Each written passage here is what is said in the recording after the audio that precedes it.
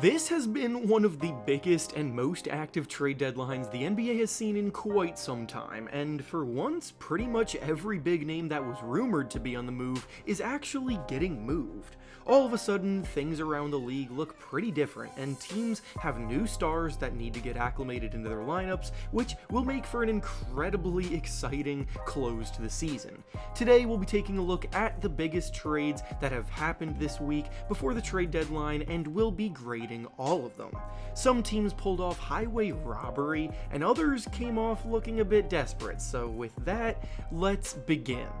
The first trade we'll be giving out grades for is the Brandon Ingram deal between the Pelicans and the Raptors, and the grades here are a B for the Raptors and a B-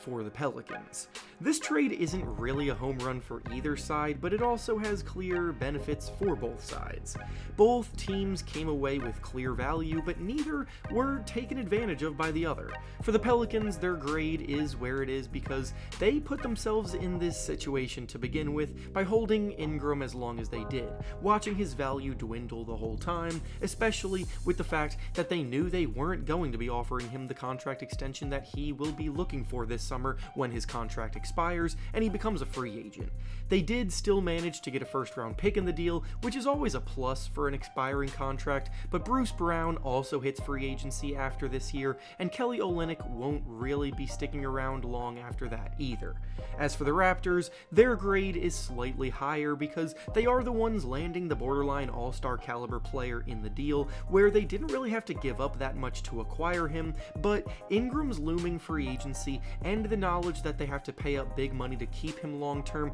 could come with some hesitations. Ingram can be very good as a player when he's on his game, but his fit in Toronto is a bit questionable. The Raptors' three best players now are all forwards that don't supply much volume from beyond the three-point arc, nor do any of them reliably knock down threes at an efficient rate, so the spacing of the Raptors with their best talent out there is going to hurt in today's NBA. They're all long, athletic, versatile, and pesky defenders though, so on that end of the floor, the Raptors may be building something special. It's just going to take some time to figure out how to make it work on offense. The next trade we'll be grading is the Jimmy Butler deal, which did end up being a 4-team trade, but for this video we'll only be focusing on the primary portion between the Miami Heat and the Golden State Warriors, where the Warriors get a grade of a B and the Heat get an A-. The Heat come away clear winners from this deal because everything was stacked against them in regards to finding a way to successfully get any kind of significant value in return for Jimmy Butler. Butler made it very clear that he wanted out of Miami to the whole world. He was willingly acting like a distraction to the point where he was being suspended for conduct detrimental to the team, and he's also 35 years old, having arguably the worst season he's had in over a decade. Throw in the fact that he was also demanding another massive big money contract extension, and the Heat had zero leverage in these trade talks. In the end though, the Warriors were desperate enough to find Steph Curry a co-star before the end of the season, and they coughed up not only a first-round pick that comes with light protections that aren't likely to come into play, but they also gave the Heat Andrew Wiggins, who has been a steady secondary scoring threat all year this season and can play both ends, keeping the Heat in the mix in the East as they get ready for a playoff push, now distraction-free. As for the Warriors, a B grade is still solid, but it's definitely not a home run for them at the moment, given how much of a risk all of this is. They have a lot of ground to make up in the Western Conference standings, and it's been a few years since Butler has been a dominant regular season player. They traded for him because of what he has shown he can do in the playoffs, but they have to make it there first, which is not a guarantee with them currently in 11th place in the West, while also having the San Antonio Spurs right behind them in the standings, who also just traded for De'Aaron Fox. Doing all of this just to miss the playoffs again would be a disaster, and the fact that they also gave Butler a 2-year extension worth $121 million means they're now all in with the group that they have. Best case scenario is Butler refines his form and helps them make some noise, as he's done in Miami for years, but at his age and with his current level of play, there are reasons to be cautious. The next trade we'll be grading is the Chris Middleton and Kyle Kuzma swap between the Milwaukee Bucks and the Washington Wizards, and the grades here are a C for the Bucks and a B- for the Wizards. This one's honestly confused me because in the lead up to the deadline, several reports came out stating that the Bucks would make Chris Middleton available only if they could use him as a piece that contributed to an offer that brought in a clear upgrade at his position. Kyle Kuzma is not exactly what I had in mind when I heard the word upgrade though. Kuzma has averaged over 20 points per game in each of the last 2 seasons prior to this one, but they were some of the most empty-calorie 20-point seasons you'll come across, as the Wizards were sitting at the bottom of the standings the entire time, playing meaningless, losing basketball, and Kuzma was definitely not efficient along the way either. Kuzma does, of course, have experience playing in big moments, having won a championship with the Lakers back in 2020, but his role on that team was way more scaled back than what it has been lately, and likely what it will be now with the Bucks. Middleton hasn't been anywhere close to his prior All-Star form ever since the injury started to pile up, but he's been playing reliable, efficient basketball this year since his return to the court, and you cannot really say the same about Kuzma. Kuzma has never shot above league average from 3, and this season he's been slumping shooting the ball, making just 28% of his shots from 3, compared to Chris Middleton, knocking down 40% of his shots from 3. The Bucks have been the second best 3-point shooting team in the league this year, so they probably felt like they could afford to sacrifice some of that for a bigger body in Kuzma who brings more defensive versatility, but it's hard to buy into the erratic decision making and shot selection that also comes from the Kuzma experience for a win-now team. As for the Wizards, Middleton may not fit their timeline as a rebuilding group, but he'll be a far better locker room presence for the young guys on a team to learn from as a multiple-time All-Star who played the game purposefully, efficiently, and at a championship level for a long time. He's a winner, and this young group needs more experience and guidance like that around them.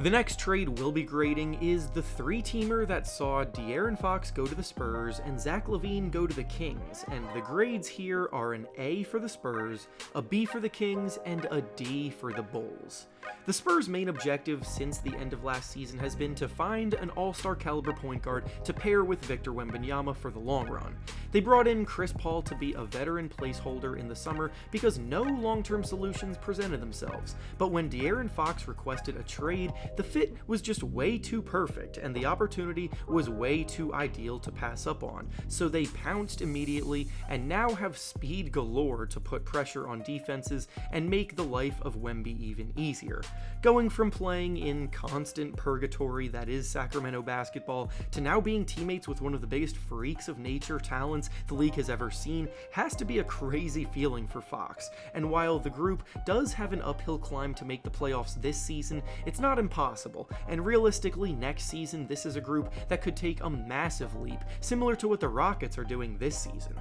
As for the Kings, I also like what they came away with in this deal given the circumstances, as Zach LaVine can immediately replace the scoring left behind by Fox, as he's one of the most efficient volume scorers in the entire league this season, having a tremendous bounce-back year. It doesn't really change the outlook of the Kings much as a whole, but it does buy them more time to figure out their next move. As for the Chicago Bulls, I'm far less optimistic. Kevin Huerter in this return is a shooter that really hasn't been reliably shooting the ball all year, Zach Collins is an overpaid backup center, and Trey Jones does not move the needle at all as a backup point guard either. The Spurs got Fox at a discount of all discounts, and all the Bulls came away with was a first-round pick that actually belonged to them in the first place before they traded away, so they just ended up giving up LaVine for something that was originally theirs already. They just wanted to move on from the situation, but that doesn't mean it was good business, deserving of a good grade.